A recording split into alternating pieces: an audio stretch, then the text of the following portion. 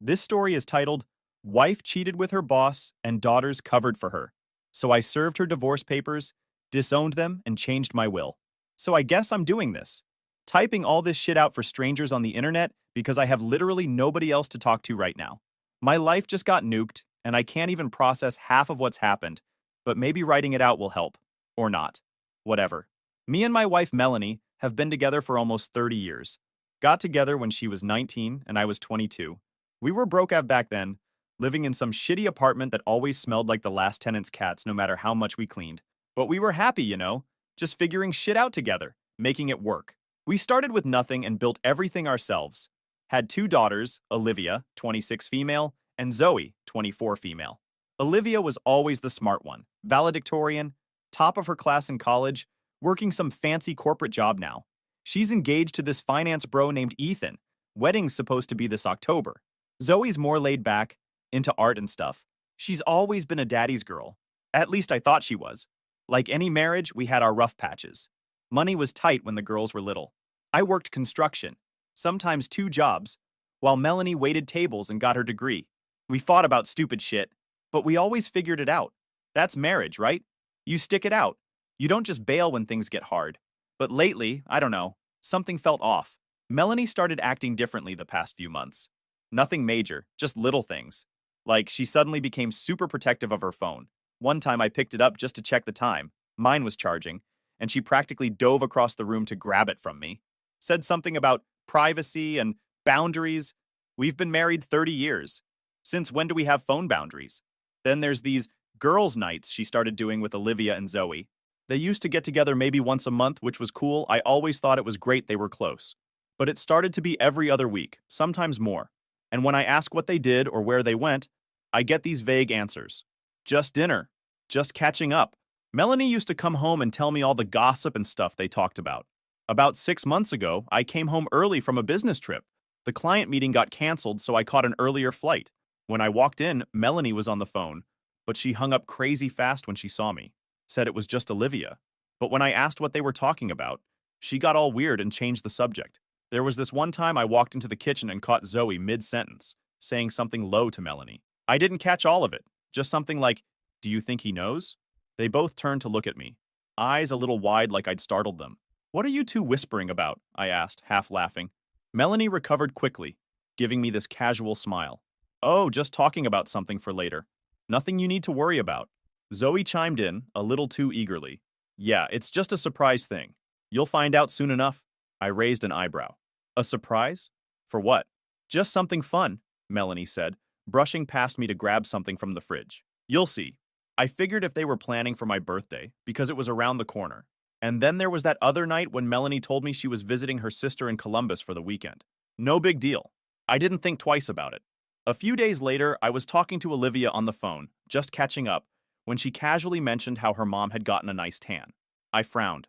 A tan? In Ohio? In February? There was the tiniest pause, barely noticeable, but something about it made me feel like I'd said the wrong thing. Then Olivia laughed a little. "Oh yeah, we went to a tanning place together before she left. It was kind of a random thing. It didn't seem like a big deal, so I just shrugged it off. But then I started noticing how Melanie's been dressing differently, buying new clothes, wearing makeup more often, started going to the gym 3 times a week. Good for her, I guess, but it seemed to come out of nowhere.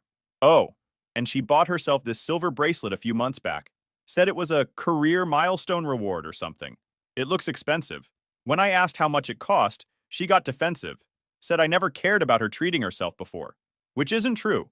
I've always told her to buy stuff she wants if we can afford it. Through all this, I kept thinking, maybe I'm reading too much into it. Maybe it's just empty nest syndrome or something. Both girls were out of the house now, so it was just us.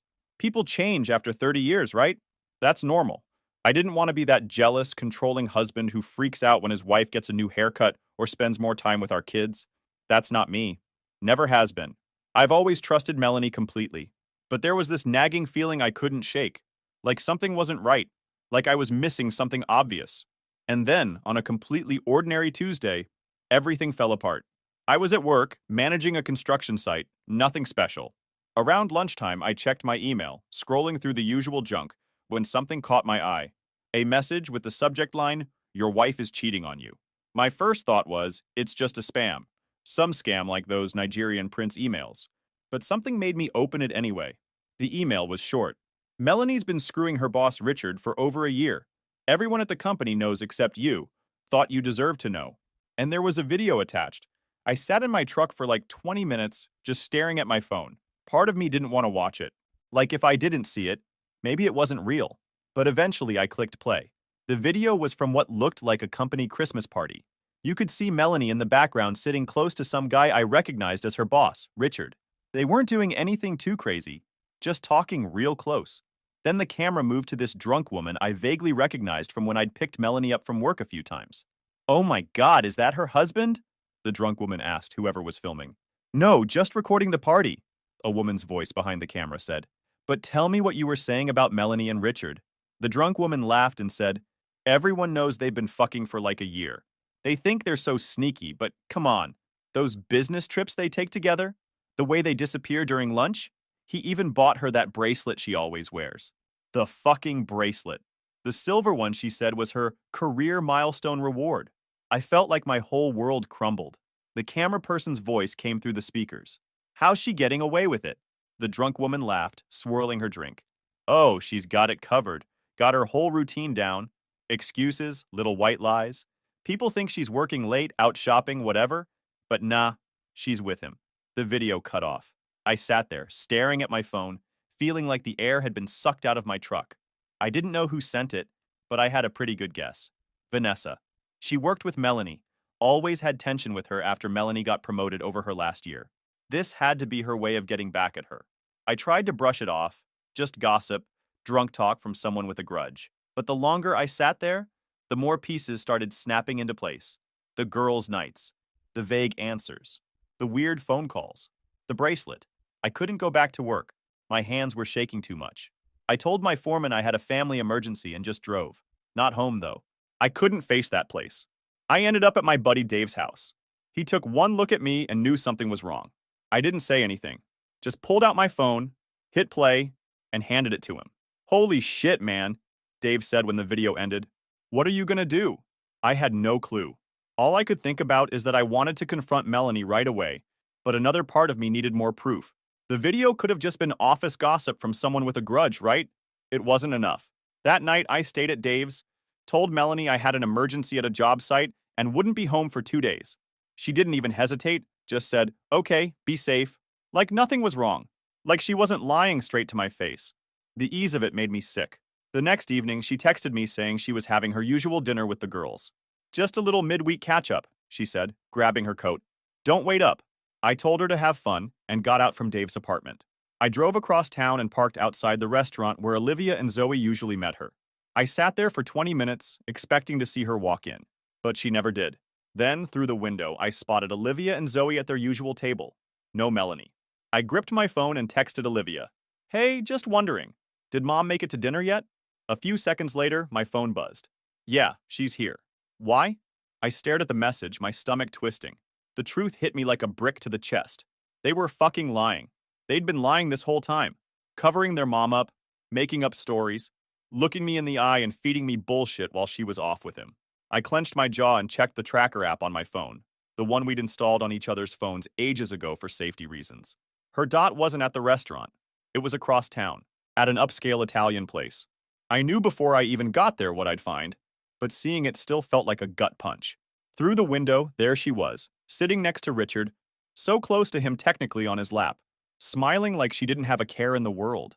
She leaned closer, resting her head on his shoulder. They weren't even trying to hide it. I almost threw up. I took out my phone and snapped pictures. A lot of them. Then I opened our family group chat. The one with not just Melanie, Olivia, and Zoe, but my parents, my siblings, her siblings, aunts, uncles, cousins, everyone. I attached the photos and typed out one message. "Hope you're enjoying your dinner with the girls, Melanie. Looks like your boss is enjoying it too." I hit send. Immediately, my phone started blowing up. "Olivia, Dad? What are you talking about?" Zoe, "What's going on?" My sister, "What the hell is this?" My mom, "Is this some kind of mistake?" Melanie's brother, "Mel, what is he talking about?" My cousin, "Dude, WTF." My dad, "Call me." I didn't answer any of them. What was I supposed to say?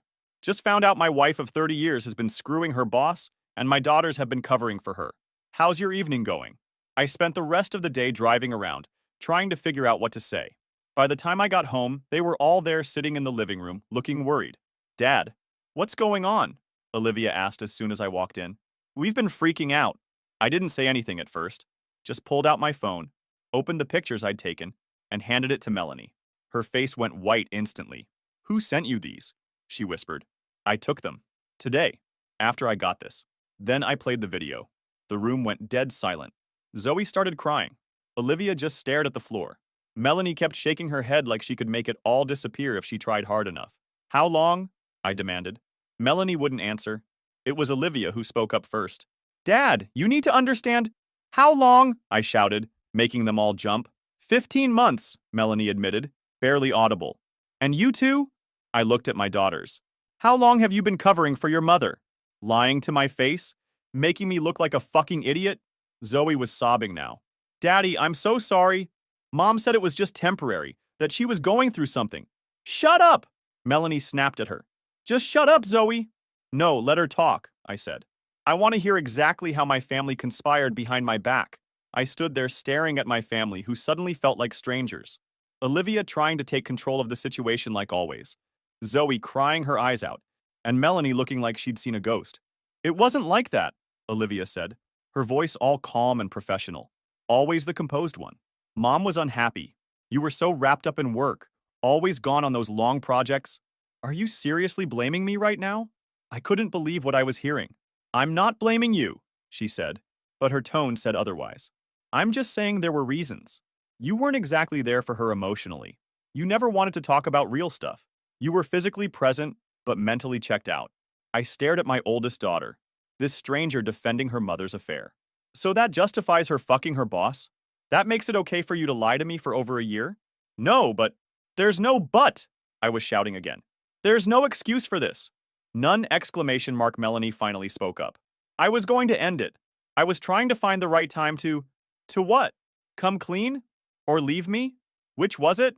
She didn't answer. She didn't have to. You know what kills me? I said, looking at all three of them. It's not even the affair. I mean, that's fucked up, don't get me wrong. But it's the lying, the conspiracy. The three of you sitting around the dinner table with me, laughing, acting normal, all while knowing this huge secret. Do you have any idea how stupid that makes me feel? We didn't want to hurt you, Zoe whispered, still crying. Well, congratulations. You failed spectacularly at that, I snapped. The hurt in her eyes made me feel a twinge of guilt, but I was too angry to care. So what now? Olivia asked. Always practical. Already thinking about next steps while I was still trying to process the bomb that just went off in my life. Now? Now I want all of you out of this house, I said quietly. I can't even look at any of you right now. Dad, please, Zoe begged. Let's talk about this. I know I messed up. I just didn't know what to do. Get out, I shouted. I'm serious. All of you, get out. They left, Melanie and Olivia practically dragging a hysterical Zoe. As the door closed, I collapsed on the couch feeling like someone had ripped my heart out and stomped on it. The house felt so empty, so quiet. I walked around looking at all our family photos. I was fuming, grabbed the nearest photo, us at Olivia's college graduation, and smashed it against the wall. The glass shattered, which felt satisfying for about 2 seconds. Then I just felt worse. I didn't sleep that night, just sat on the couch staring at nothing, trying to make sense of everything. My phone kept buzzing with texts and calls from all three of them, but I ignored it. What was there to say? The next few days were a blur. I took time off work, told my boss it was a family emergency. Technically not a lie. I barely left the couch, didn't really eat, didn't shower, just sat there replaying every moment of the last year, looking for signs I missed. Dave came by to check on me, brought food I didn't eat. He wanted me to go stay with him. Said it wasn't good for me to be alone in the house with all the memories. But I couldn't move, couldn't do anything. My phone kept blowing up. Melanie's messages went from apologetic, I'm so sorry, please let me explain, to angry, you're being childish, we need to talk like adults, to manipulative, I'm worried about you, please just let me know you're okay. I ignored them all. Melanie was nothing to me now. After everything I gave to this marriage, after 30 years of sacrifice, hard work, and loyalty, she threw it all away for some cheap affair. Fine, that was her choice. She could enjoy her boss.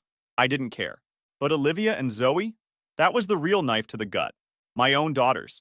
The kids I raised, protected, provided for, they had been part of this. They had known. And worse, they had helped her, lied for her, covered for her, looked me in the eye, sat across from me at the dinner table, and acted like nothing was wrong. That betrayal was something I couldn't shake. Olivia sent one text. What you're doing is unfair to everyone. When you're ready to have a mature conversation about this, let me know. Entitled as always. Acting like I was the one who fucked up. I wanted to throw my phone against the wall. Zoe was different. She called constantly, left tearful voicemails. Daddy, please talk to me. I know I messed up so bad. I was just trying to keep the family together. Mom said if I told you, you'd leave and everything would fall apart. I'm so sorry. Please don't hate me. Her messages were the hardest to ignore. She'd always been my little girl. The one who'd bring me dandelions and call them flowers. The one who'd fall asleep on my chest watching cartoons. But now all I could see was her lying to my face, helping Melanie sneak around behind my back. After a week of this, Dave finally convinced me to get my shit together. He was right. I couldn't just sit there feeling sorry for myself. I needed to take action. So I called a lawyer that Dave recommended. With the evidence you have, you're in a good position, the lawyer told me after I showed him the video and pictures. But you need to be smart about this. Don't leave the house. That can be seen as abandonment. Don't empty the bank accounts, but do move half the money to a separate account she can't access. And document everything. I followed his advice. Stayed in the house, moved money, changed the locks. Started documenting every interaction. Melanie showed up one day with Olivia, demanding to be let in to get her things. I recorded the whole thing on my phone, standing in the doorway while they called me every name in the book. You can get your stuff when my lawyer says you can, I told them calmly, which just pissed them off more. I'm getting married in 2 months, Olivia shouted. Are you really going to ruin that because Mom made a mistake? A mistake is forgetting to pay a bill, I said. What your mother did was a choice. A series of choices made every day for 15 months. And what you did was just as bad. I was protecting my family. No, you were protecting your mother's affair. There's a difference. They eventually left, but not before Olivia said, I'm still expecting you to pay for the wedding. You promised. The fucking audacity of this girl. I just closed the door in her face. All I could do after 2 weeks since I discovered that shit is trying to keep it together. Going through the motions. Wake up, go to work, come home, stare at walls, try to sleep. Repeat. Dave and a couple other buddies keep checking on me, inviting me out for beers or to watch games, but I turn them down most of the time. Just didn't have the energy to be social. Zoe's kept trying to reach out. Calling, texting, even showed up at my job site once. I finally agreed to meet her at a coffee shop, not ready to forgive her, but at least willing to listen. She looked like shit. Dark circles under her eyes, hair unwashed, wearing the same hoodie she's had since high school. I'm so sorry, Dad, she said as soon as I sat down. I know that doesn't fix anything, but I am. I should have told you. Why didn't you? I asked. That's the question that keeps me up at night. Mom said she was going through a midlife crisis thing, that she just needed to get it out of her system, and if you found out, you'd never forgive her. She said it would destroy our family. So instead, you destroyed my trust. She flinched like I'd slapped her. I know, it was wrong. But you were always working, Dad. Always at job sites, always stressed about money. Mom was lonely. And I'm not saying that makes it okay, she added quickly. What she did was wrong. But maybe if you'd been around more, talked to her more, noticed she was unhappy. And there it was. Even in her apology, she was still blaming me, still making excuses. I worked my ass off to give you and your sister everything, I said quietly, to put you through college, to make sure we had a nice house, nice cars, vacations. If your mother was unhappy, she could have talked to me. She could have suggested counseling. She could have asked for a divorce. Instead, she cheated. And you helped her. I know, she whispered. I'm just trying to explain, not excuse. I wasn't sure I believed that. But looking at her, I couldn't just walk away like I'd planned. She's still my daughter. But I don't know if I'll ever trust her again. I need time, I told her. I don't know if I can ever trust you the way I used to. I understand, she said, wiping away tears. Thank you for meeting me. As I watched her walk away, I was torn between wanting to call her back and wanting to cut her out of my life completely. Meanwhile, the divorce is moving along. Melanie's fighting for half of everything, including my retirement account that I'd started before we even met. She wants the house, alimony, the works. Claims she sacrificed her career for our family, even though she's been working full-time since Zoe started elementary school. And get this, Olivia's still sending me wedding bills, venue deposits, florist payments, dress alterations. The fucking nerve. I don't respond, but each new demand makes me angrier. One night, I got a text from Ethan, Olivia's fiancé, texted me asking to meet for coffee. He wanted to understand what really happened. When we met, he admitted Olivia didn't know he was there. She'd be furious if she found out. She told him that I was overreacting to a brief affair, kicked them all out, and refused to pay for the wedding out of spite. He hadn't fully believed it, noticing Olivia had been acting secretive. I laid it all out, the video, the 15-month affair, how both girls had covered for Melanie. By the end, he looked sick. He had no idea it was this bad. At that point, I was still trying to figure out what to do about Olivia and Zoe. Cutting them off completely felt drastic, but after everything, could I ever trust them again? Rebuilding seemed impossible when I wasn't even sure if they truly regretted what they had done. But one thing was certain, Melanie and I were finished. There was no coming back from that level of betrayal. So, I filed for divorce. Work became my escape. I had to keep the money coming in, especially with the divorce set to drain me dry. My crew knew something was up, but they didn't ask questions when I zoned out or needed a minute. They just gave me space, which I appreciated. The divorce turned ugly fast. Melanie's lawyer tried spinning the narrative, painting me as a neglectful workaholic who had pushed her into the affair. My lawyer suggested settling to avoid dragging it out, but I refused. This wasn't about money anymore. It was about principle. Ethan called me again yesterday. Apparently, he had a big fight with Olivia after our talk. He started asking questions about the affair, and she flipped out, accused him of taking my side and betraying her trust. The irony is fucking staggering. I'm having serious doubts about the wedding, he told me. If she can lie about something this big, what else is she keeping from me? Smart kid. Cheaters protect cheaters. I told him exactly that. Someone who can justify lying to their father for over a year can justify lying to anyone. Speaking of Olivia, she sent me this long email last week, full of psychobabble bullshit about how I need to process my feelings and work through my anger so we can heal as a family. Like we're all just going to hold hands and sing Kumbaya after what they did.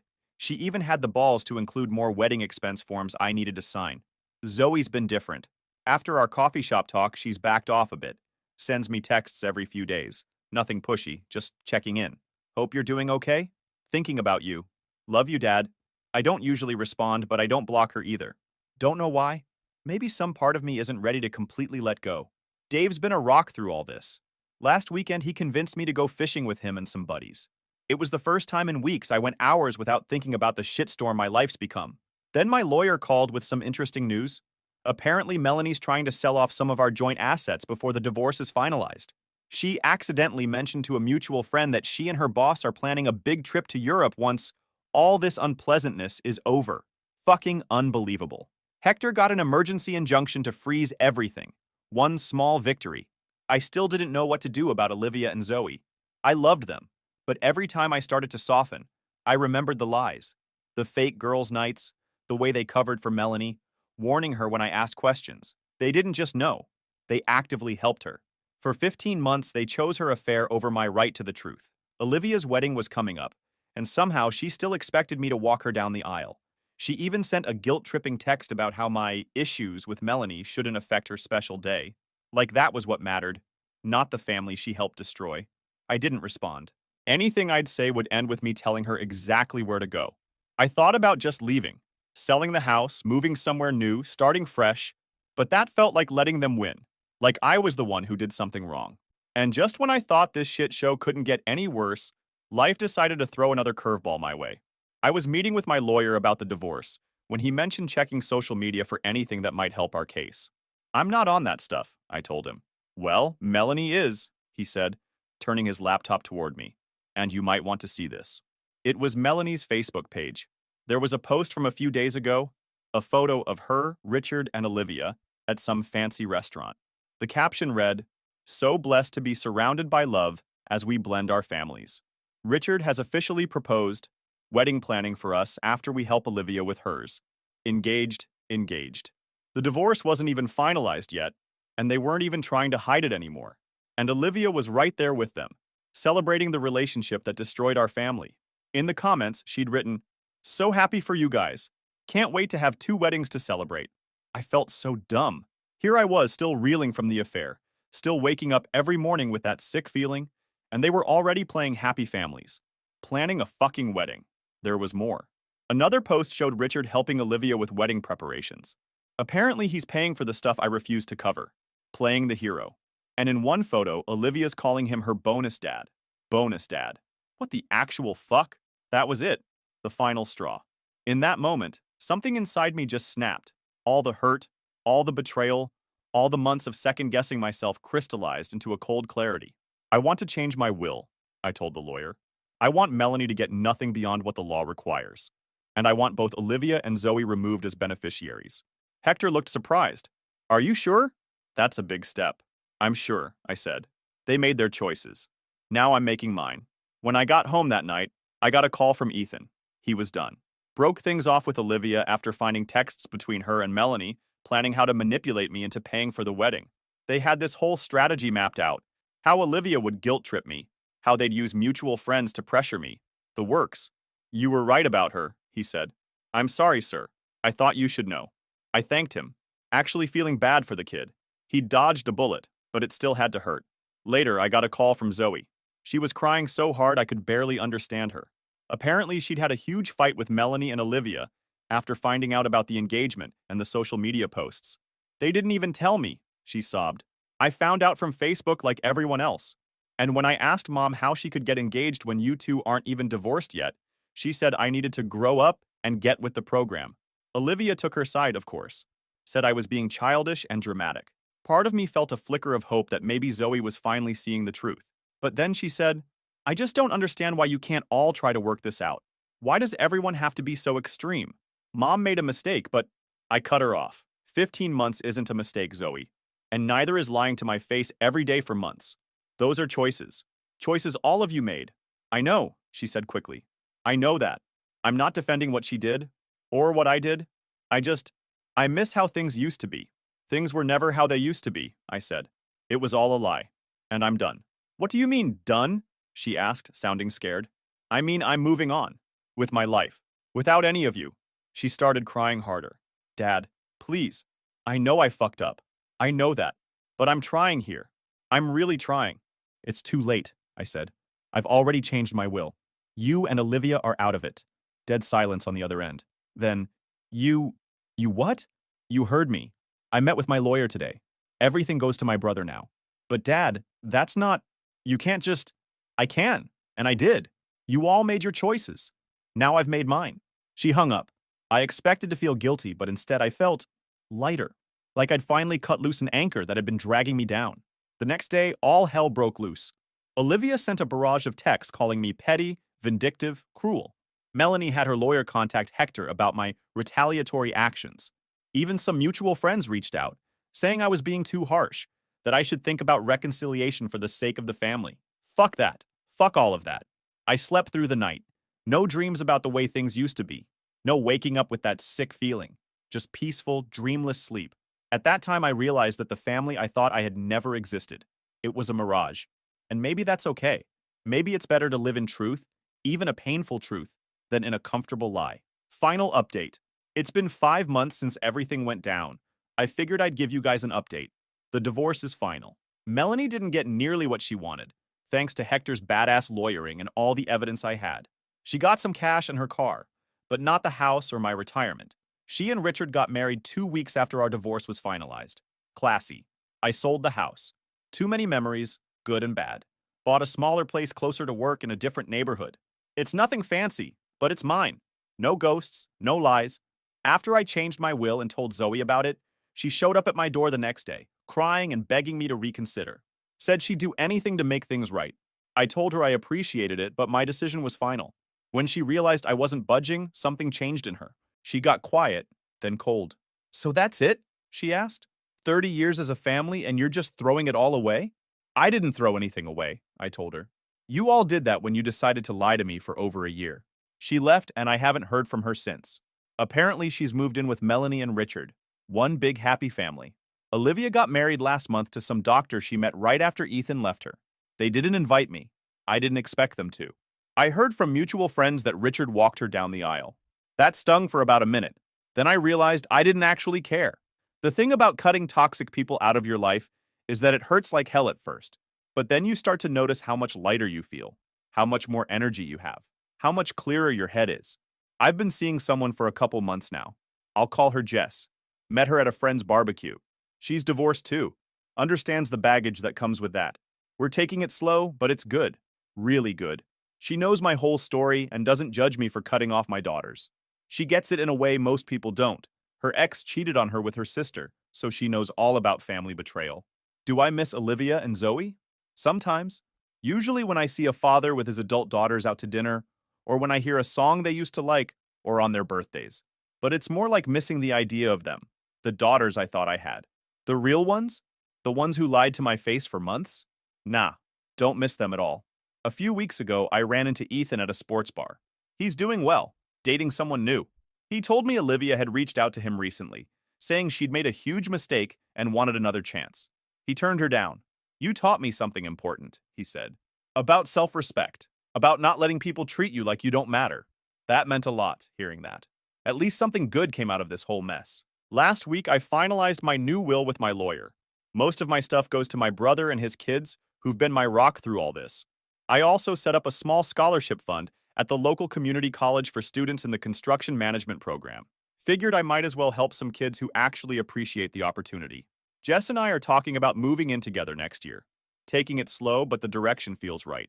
She makes me laugh, calls me on my bullshit, and doesn't have a single relative who stabbed me in the back. Major upgrade. Sometimes people ask if I regret my decision to cut Olivia and Zoe off completely. They say things like, but they're your daughters, or family is forever, or some other Hallmark card bullshit. My answer is always the same. Family isn't just about blood. It's about trust, respect, loyalty. Things my daughters showed me they don't have. Maybe someday one of them will genuinely realize what they did and apologize without excuses or blame shifting. Maybe pigs will fly too. I'm not holding my breath for either. What I've learned through all this is that you can't control what others do, only how you respond. Melanie chose to cheat. Olivia and Zoe chose to enable and cover for her. And I chose to walk away from all of them. The hardest part wasn't the affair itself, as devastating as that was. It was realizing that my daughters, the people I would have done anything for, could betray me like that, could lie to my face day after day, could help break my heart, and then blame me for not being happy about it. But here's the thing. Once you accept that the people you loved aren't who you thought they were, you can start to build a life that's real. Not based on lies or false obligations, but on genuine connections with people who actually give a shit about you. So yeah, I'm doing better than I ever expected to be. This isn't the life I planned, but it's a good one, an honest one. And that's worth more than any family that's built on lies.